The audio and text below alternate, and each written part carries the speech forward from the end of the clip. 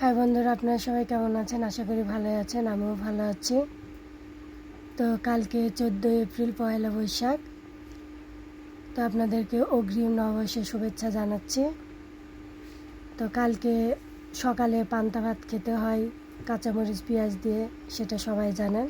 তো আজকে আমি ভাত রান্না করছি, গরম ভাত, কালকে পান্তা করে খাবো বলে।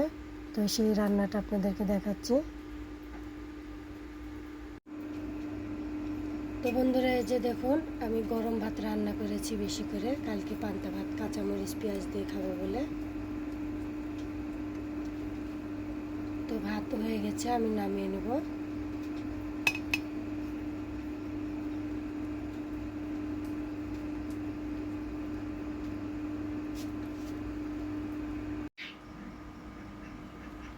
তো বন্ধুরা, আমি ভাতের সাথে ইলিশ মাছও ভাজবো।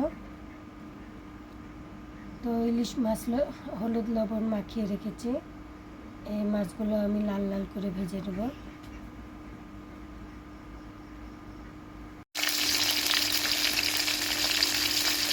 তো বন্ধুরা, এই যে দেখুন, আমি কালকে পান্তা ভাতের সাথে পেঁয়াজ মরিচ দিয়ে খাবো বলে আমি ইলিশ মাছ ভাজছি। তো ইলিশ আমি লাল লাল করে ভেজে নেব।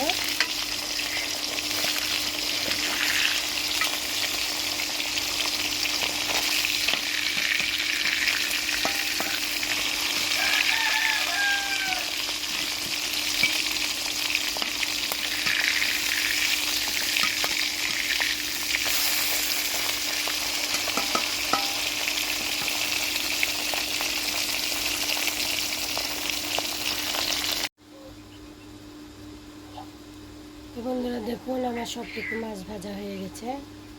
কত সুন্দর হয়েছে ভাজা, লাল লাল করে আমি সুন্দর করে ভেজে নিয়েছি।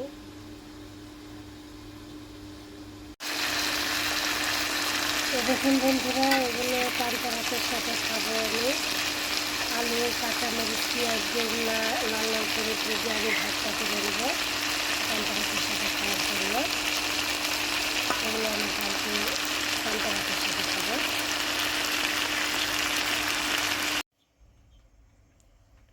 তো বন্ধুরা দেখুন, এগুলো আলু ভেজে নিয়েছি, এখন আমি এগুলোকে ভর্তা করবো মেখে মেখে।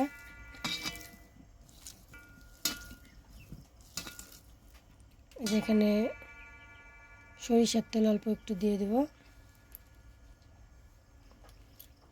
ভর্তাতে সরিষার তেল না হলে ভালো লাগে না।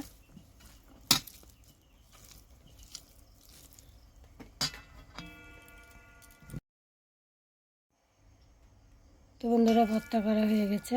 এটা আমি সকালে পান্তা ভাতে খাওয়ার জন্য রেখে দেব।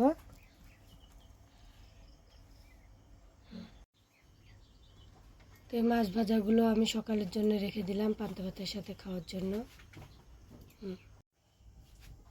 তো বন্ধুরা, আমি রাত্রে জল দিয়ে দিলাম ভাতে, সকালে আমি পান্তা ভাত খাবো।